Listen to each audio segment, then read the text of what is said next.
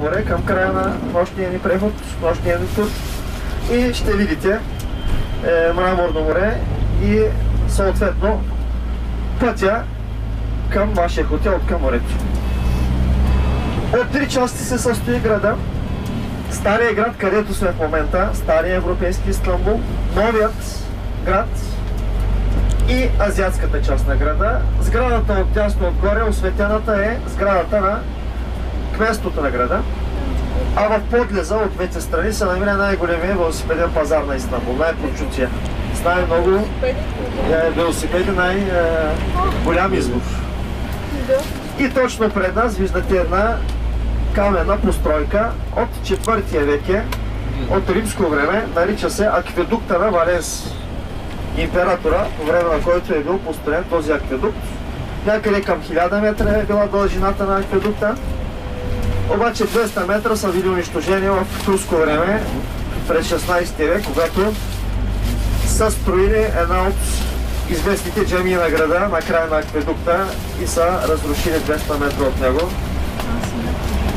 Минаваме през квартала Ункапана, музикалния квартал на Истанбул. Студията, компакт дисковите, касетите са тук, музикалните инструменти. А отдясно на втора линия виждате 4 осветени минарета и един голям купол между тях. Това е Сулеймания, най-голямата джамия на града. Между новия и стария европейски Истанбул се намира заливът Златния рог. Точно пред нас е. Сега ще минем по един от мостовете над него. Те са общо 4. Моста се нарича моста на Ататюрк или Ункапана от името на квартала, който лека по лека остава зад нас. 4 са мостовите, 2 са от дясно, 4-тия от лявата ни страна. Този, който виждате осветение в дясно, е моста, по който преминава Истанбулското метро. От новия в Стария град. И точно на средата на моста има една стъклена част, това е спирката. Достъп до нея има и от двете страни, и от към новия град, който е отсреща, и от към Стария град. Там вървят хората, те са слезли вече от метрото. А зад този мост се вижда един друг с различни светлини и осветен. Това са рибни ресторанти под него. Моста е Галата. Първият най-прочутия мост над залива Златния рог. Отпред, вече пред нас е новият Истанбул с център квартала Беоглу, бившата Пера, където се намира и прочутия площад Таксим, покрай който ще преминем след малко, за да се спустим към Босфора. Ето, вече минахме по моста Ататюрк и вече сме в новата част на европейския Истанбул. Отдясно на втора линия, може би видяхте една кула, островърха. Това е един от символите на новият Истанбул, кулата Галата, от първата половина на 14 век, построена от генуезци, които някога са обитавали тази част на града. В Стария град, който остана зад нас, някога се е намирал Константинопол, столицата на Византийската империя, докато тук в новата част е имало колония от италианци, от генуезци. Обърнете внимание на постройките, масивни каменни постройки от османско време. Архитектурата доста се отличава от тази в Стария град. От тук в ляво надолу, ако погледнете, ще видите пак Златния рог и светлините на Стария град, които останаха от лявата страна, на отсрещния бряг. 5 звездни хотели от двете страни, като се изкачваме вече към центъра на новия град, към Таксим. Вчера температурата в града беше 14 градуса през деня и рязко падна до 4 градуса, а в момента е някъде 1-2 градуса. Да, хубавото време дойде от към България. Сутринта на колко беше само? Минус 12. Веднага след светофарите вдясно виждате една хубава, подновена, реновирана сграда. Това е първият 5-звезден хотел на града, Пера Палас. Свързва се с Агаста Кристи, известната писателка, която в началото на 20 век изчезва за 2 седмици и по-късно се оказва, че е дошла в Истанбул. И пише известния си роман "Убийство в Ориент експрес". По-нататък, зад светлините, там отпред в дясно, има една цветна сграда. Това е представителството на Националната турска телевизия в Истанбул. А от лявата страна се намира стадиона на футболния клуб Касъмпаша. Веднага в ляво. Там е и кварталът Касъмпаша. В дясно 5-звездния хотел Риксос, Пера. Зад каменната ограда е консулството на Великобритания в Истанбул. Голяма част от консулството са в Новия град. По-голямата част от тях, които са в Новия град, са тук, около Таксим. Отляво има полуразрушени сгради. Това са бивши градски квартали. На два пъти, през 1955 и 1974 година, е имало масови изселвания в Истанбул. Гърци и арменци са били принудени да напуснат града, като са оставили имуществото тук. Това са все къщи, които някога са принадлежали на тях. По-късно не са се върнали, за да ги продадат, да ги стопанисват, и мина доста време, докато държавата ги конфискува и в момента започнаха да ги рушат и да строят нови жилищни комплекси. Една от най-скъпите части на града е тази част от двете ни страни, като тесните улици в дясно водят към прочутата улица Истиклял. Независимост означава стара арабска дума, която почти не се употребява в съвременния турски език. Прочутата улица някъде 2-2,5 км, която започва от Таксим, отпред пред нас и продължава до Каракъй, до Мраморно море. Веднага тук в дясно отгоре се намира площадът Таксим. От края на миналата година Таксим беше затворен за моторни превозни средства и откриха тунела, по който преминаваме в момента. Тоест, Таксим е отдясно, отгоре. Тук предимно спират градските автобуси и народа, който идва предимно в края на седмицата да се весели в тази част на града. С ескалаторите се изкачва нагоре към площада, отдясно.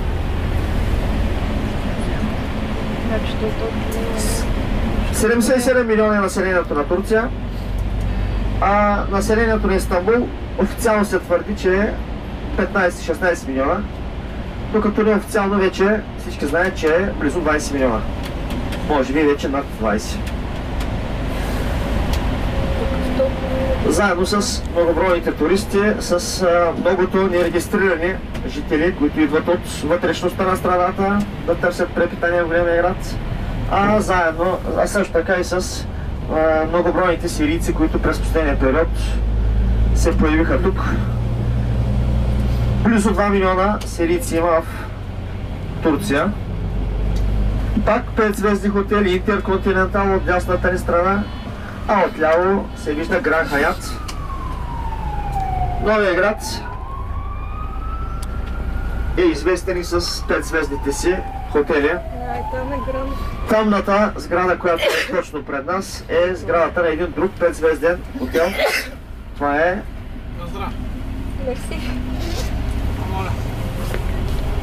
Ритц Калтън, истанбулския Риц. А в ляво историческата сграда е на един от престижните държавни университети, Истанбулския технически университет. В дясно отгоре виждате надписа Гези хотел. Гези, това е наименованието на парка, който се намира непосредствено до хотела зад Интерконтинентал, където бяха събитията през миналото лято. Спускаме се нагоро към Долмабахче, към втория султански дворец на територията на Истанбул, след двореца Топкапы, който се намира в Стария град. Ще спрем за 10-15 минути до този дворец, който е на самия бряг на Босфора, за да може да видим пролива по-отблизо.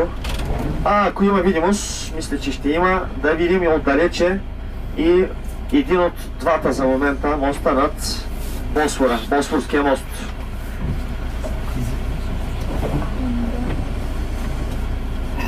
След една година ще завърши строителството на третия мост на Босфора. Точно пред вас е стадиона на един от известните клубове на града, Бешикташ. В ремонт е от година и половина. Стадионът Иненю. Част от Босфора отсреща пред нас, а светлините, които виждате отсреща, са на азиатския Истанбул. Отдясно джамията Долмабахче или Безмиалем, построена в края на 19 век, с джамията с най-тънките минарета в Истанбул. А точно пред нас е и дворецът Долмабахче, осветен с часовникната кула, малко по-отпред в ляво отсреща. Тук ще спрем, ще слезем, за да може да видим Босфора отблизо, който иска да може да се снима на фона му. Ето отдясно и дворецът Долмабахче. Пълнена градина означава. Момента е 9 без 15 минути, като включим и пътя до това. Тие като мен предпочитат 3 вида плащане. Да. А знаете ли какви са тия 3 вида плащане? Кои? Кеш, на ръка и в брой.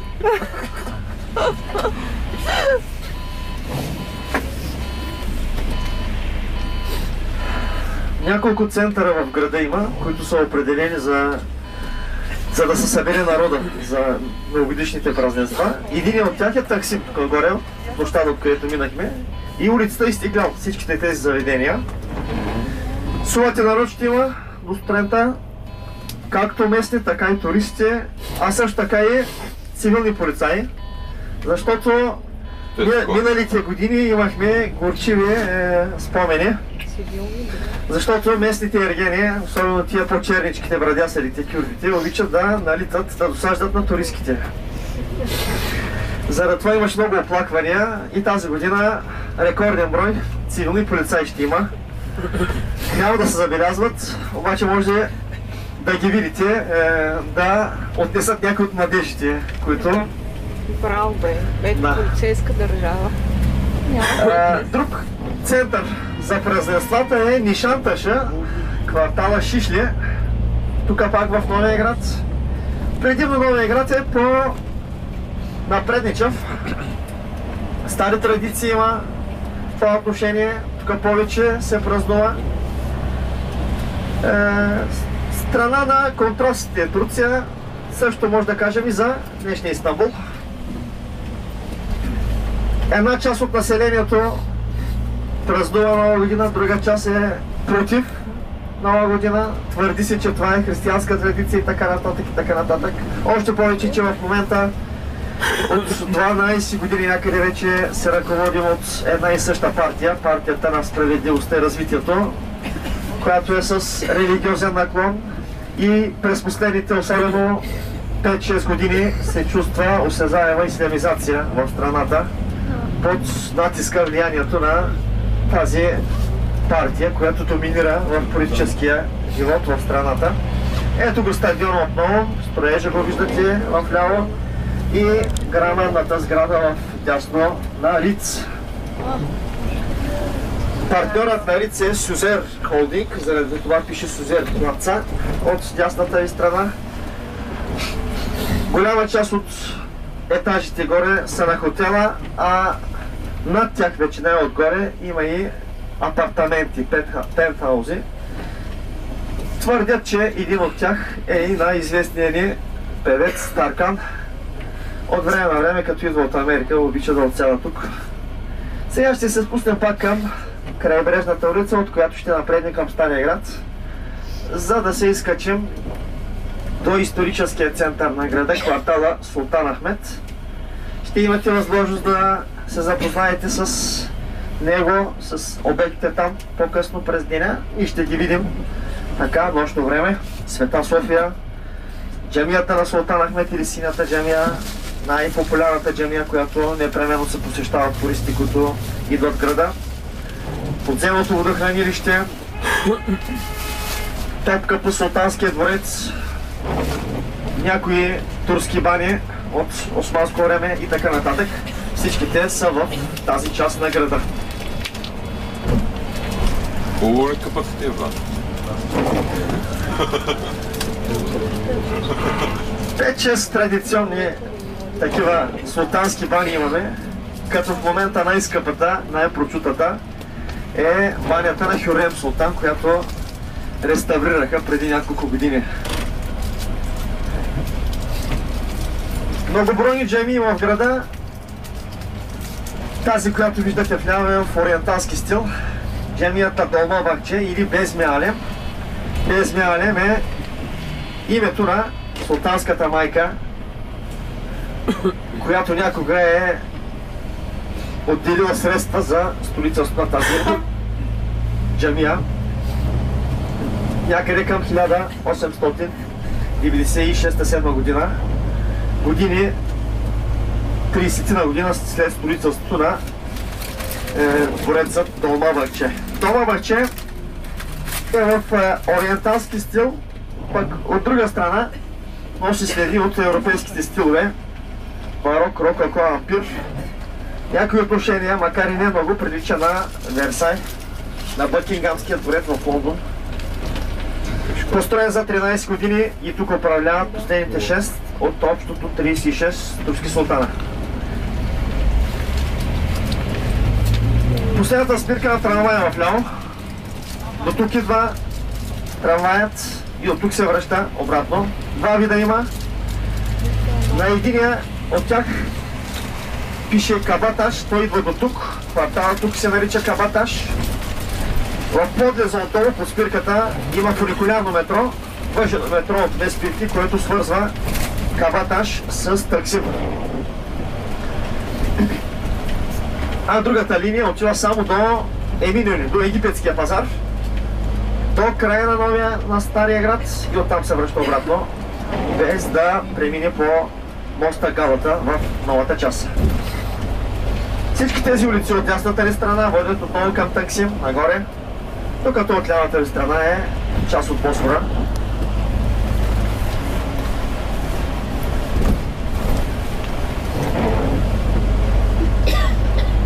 Тук вляво две сгради има за дърветата, две сгради жълто-сиви. Това са бивши второстепенни дворци, построени като зестри за две от дъщерите на султана Абдул Меджид, султана, който строи двореца Долма Бахче, пренася топката в него. В момента действат като два от факултетите на Държавния университет Мимар Синан.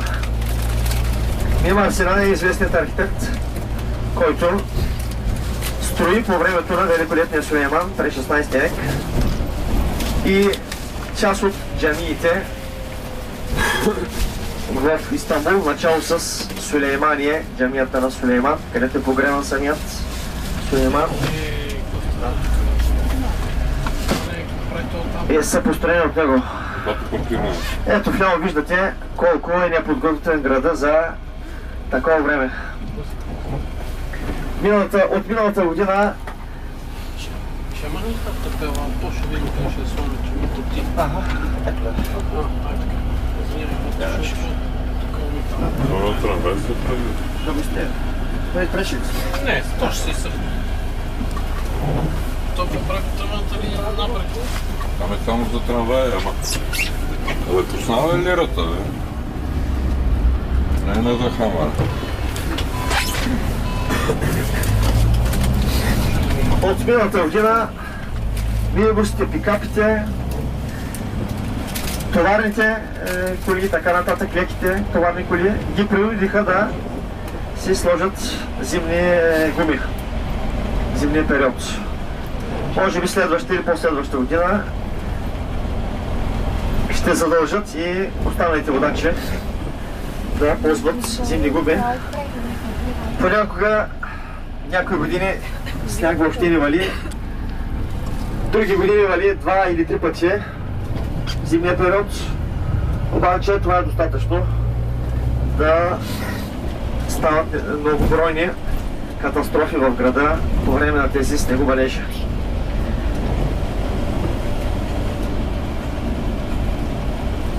Лека по лека, следвайки трамвайната линия, навлизаме в квартала Карагюй, прочутия квартал, който се намира в новата част на брега на Златния рог от към Новия град.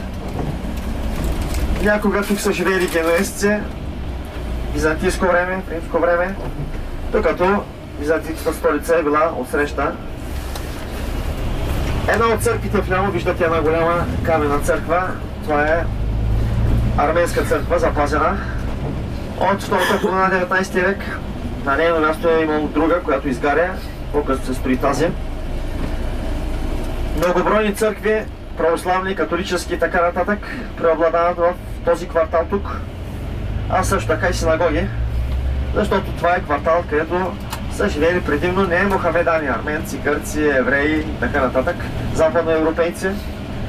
Сградата в дясно с гирляндите, това е сградата на един от френските лицеи, Сен-Бенуа, един от най-старите представители на френски език в османската столица.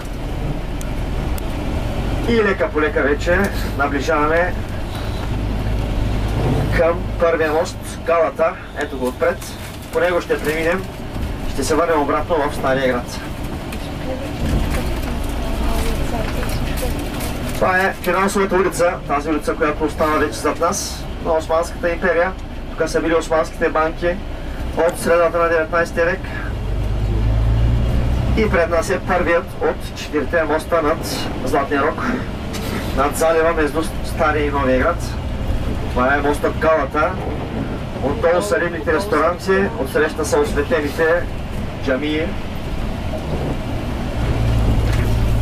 В тясно отсреща виждате Сулеймания, голямата джамия на един от 7 хълма на Истанбул. Отляво помещенията на Топкапı, осветените. По-отдясно, след Топкапı, се виждат минаретата на Света София. Една червеникава сграда, обиколена с минарета, преди Света София е била превърната в джамия от османските турци.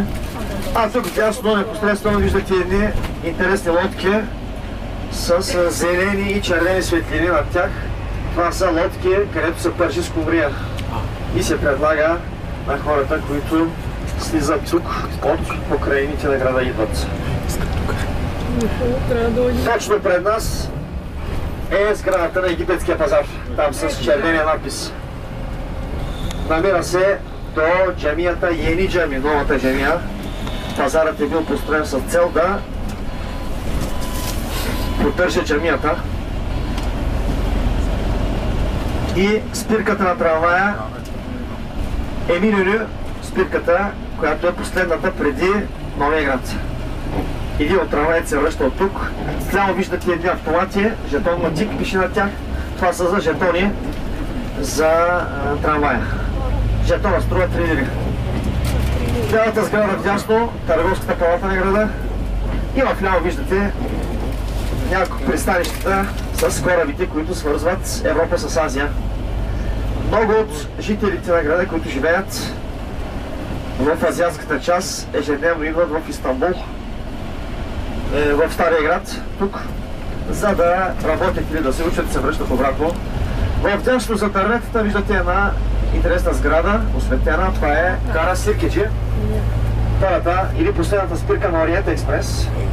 Да, това е гара. От октомври месец миналата година има подводна връзка между двата континента под Босфора на 55 метра дълбочина. От японска фирма бяха спуснати тръби, беше направен тунел, по който в момента преминава част от Истанбулското метро, част, защото все още проектът не е завършен.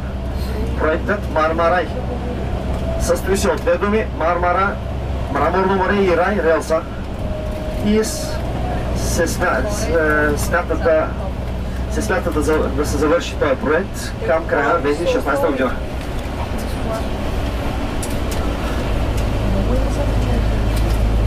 Тази част е най-старата част на града, тази част, по която преминаваме, нарича се Сарай Бурну. Бурну означава нос и в двата смисъла.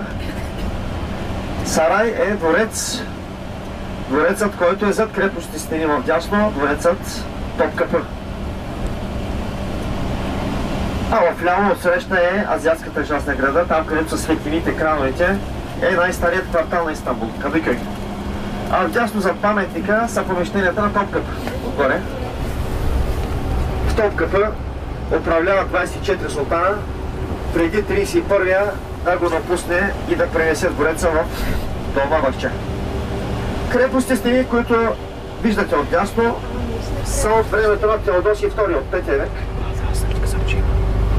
Използвани са били от османските турци. Зад тях се намира историческата част на града, тази част, където през 5 век преди новата ера, 7 век преди новата ера, започва историята на днешния град. Града е основан от гърците-мегарци, нарекли са го Византион от името на ръководителя на групата колонисти, които идват от към континентална Гърция и създават града тук, основават града тук през 7 век, 667 година преди новата ера. По-късно града става столица на световни империи, като римската. През 2 век е завзет от римляните, нарекли са го Новия Рим или Втория Рим и става столица на Римската империя. По-късно, след като империята се разделя на западна и източна, продължава да бъде столица на източно-римската империя, известна по-късно в историята като Византийската империя.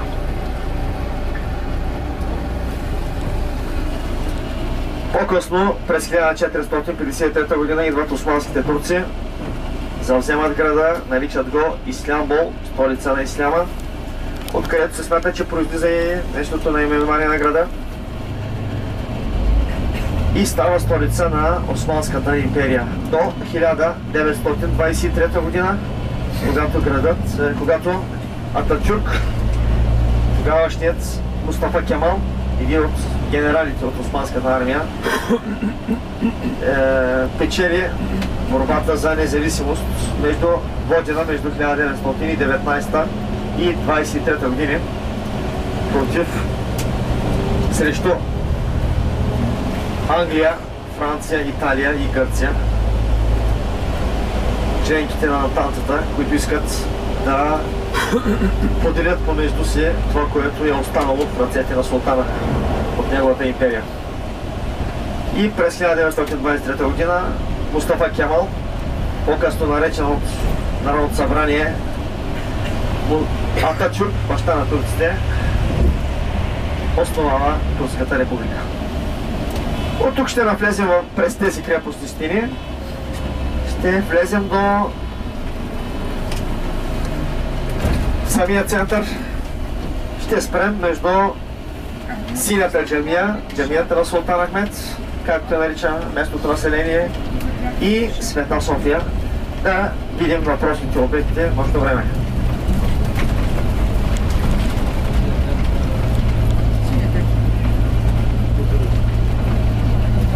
Тесните улици на Стария Истанбул, пансиони, хотели, различни ресторанти, сувенирни магазини и така нататък преобладават в квартала. Тук се намира джамията на Султан Ахмед, един от символите на днешния Истанбул. Джамията с 6 минарета, построена в началото на 17 век от Ахмед I, султана, който е дал името си на този квартал и на тази джамия. Ето пазарното място към джамията, точно пред нас, Араста базар. А джамията е зад пазара, малко вляво. Сега ще я видите отново. Заради сините плочи, сините фаянсови плочи, които се намират в вътрешната и част, джамията е наречена от туристите синята джамия.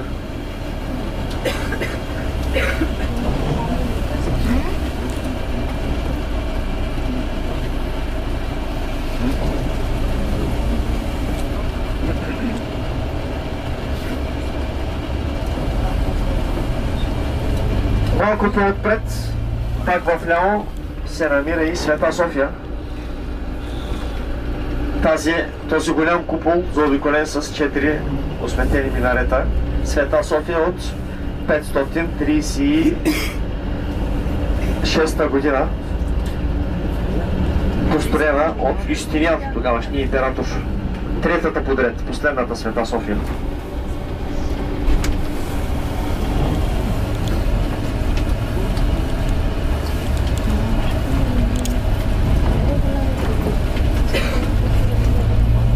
Край на улицата отпред има една жълтенителна сграда с кула. Това е бившият затвор Султан Ахмед.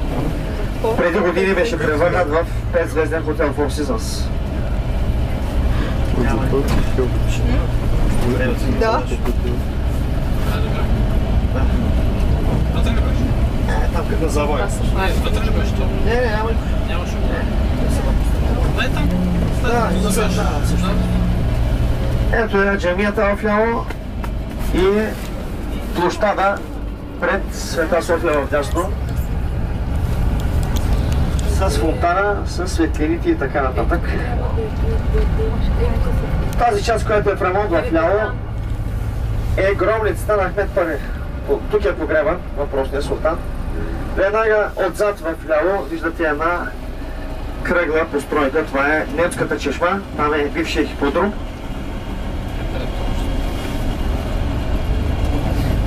От Перник, бе. Това са от Перник, пътка.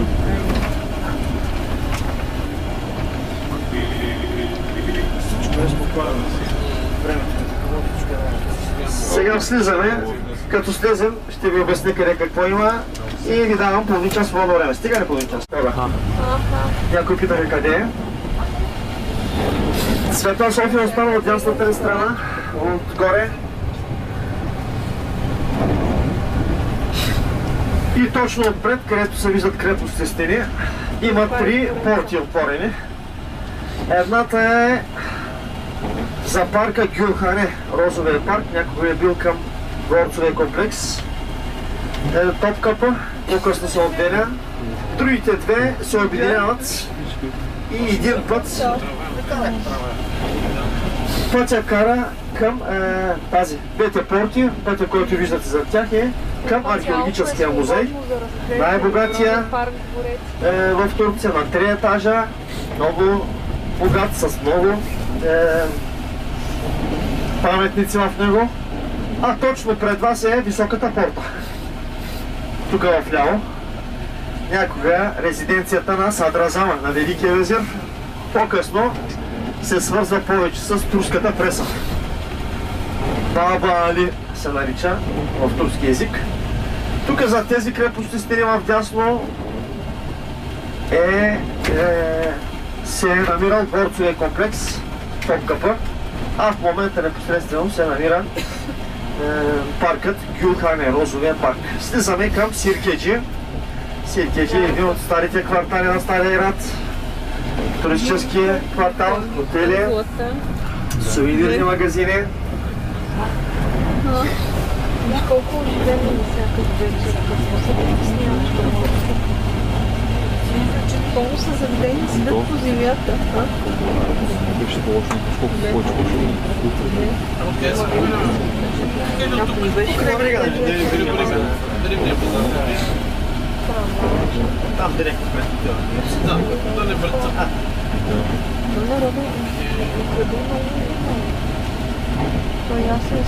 Особено през последните години туризма силно се разви, през последните 4-5 години.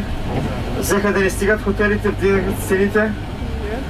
Даже в квартала Лалели, където едно време преобладаваха търговските магазини, в тези се търговията с руснаците, тези магазини започнаха да ги превръщат в хотели. Особено много араби през последния период, заедно с партията, ислямската партия, която е на власт, а също така и руснаци, които естествено вдигнаха много цените. В дясно е гара Сиркеджи, вече ни действа. Зад нея, зад табелата се вижда входа от председателя. Входа към тунела, който свързва двата континента. Ето отново отсреща Новия град. Вляво входа на Златния рог.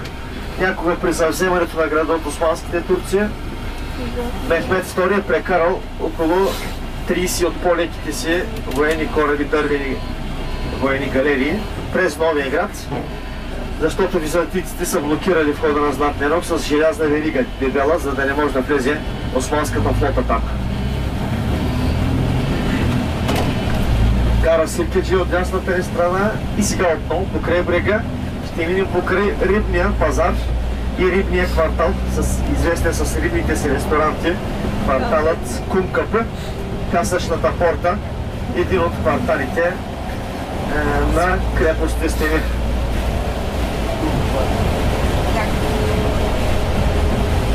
Осветената сграда в ляво се нарича Сепетчиляр Касры, Сепет е кошница, т.е. павилиона на кошничарите. Едно време е била към двореца Топкапы, до тук е слизал двореца, до самия бряг. И понякога султана е посрещал военните си кораби след военните походи, са се връщали в Златния рог и султана ги е посрещал от този павилион. Е махал на корабите, които са влизали в Златния рог. Златния рог, това е може би причината градът да достигне до такива размери, да стане един от най-прочутите градове в света, защото тук в древни времена започва търговията с корабите, които преминават от Средиземноморието в Черно море и обратно. Риболова процъфтява тук и града за кратък период става един от най-известните в света. В ляво отсреща е бившия Халкидон, днешният Кадикъй. Там е имало селище преди още мегарците да дойдат тук и да основат днешния Истанбул в старата му част. Мраморно море в ляво, вътрешно Турско море, всичките му брегове са в пределите на Република Турция. От една страна, отпред са Дарданелите след около 480 км, а отзад е проливът Босфорът. Дължината му е 32 км и по него се преминава в Черно море.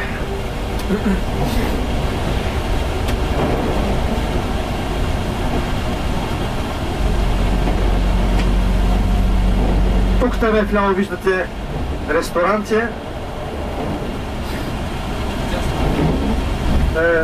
От дясната страна ресторанти, някои са частни, други са общински. За общинските е характерно това, че алкохол не се предлага.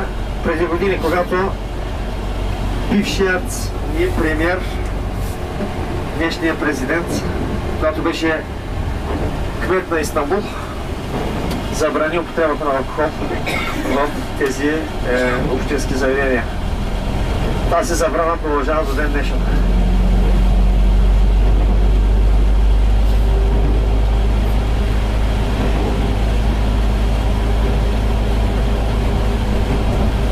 Най-големият, най-известният, най-многолюдният град на Турция е Истанбул.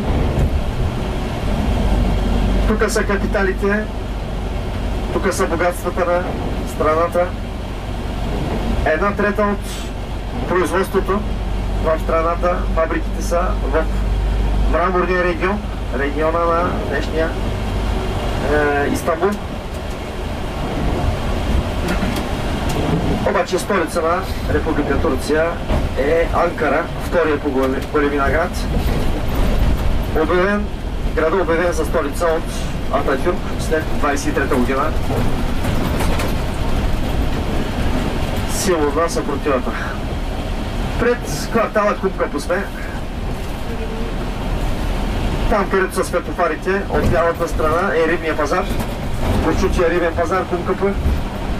А от другата страна на светофарите отдясно е подлеза, зад който се намира и улицата, от двете страни на която се намират многобройни рибни ресторанти.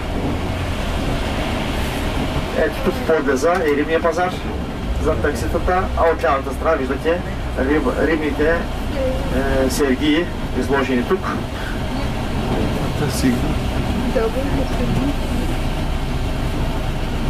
През последната седмица рибата намаля заради резките промени в температурите.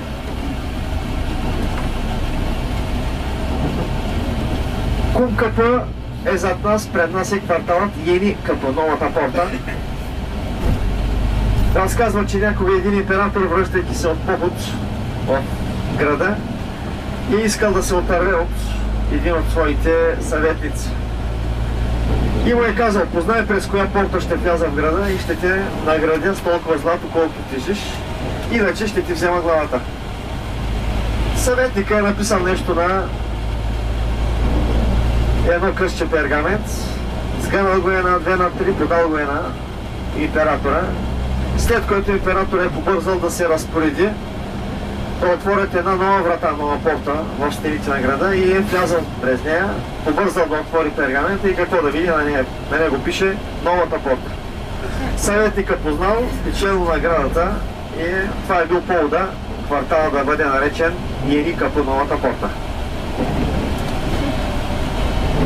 Тук е пристанището Ени Къпа от лявата страна, фериботите, които свързват двата бряга на Мраморно море с селищата Ялова, Пандърма, които са от другата страна на Мраморно море.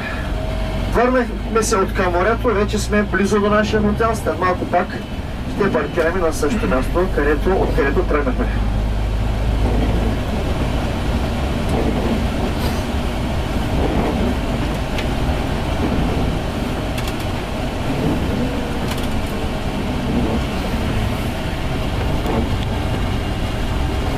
От лявата страна е една от големите станции на метрото.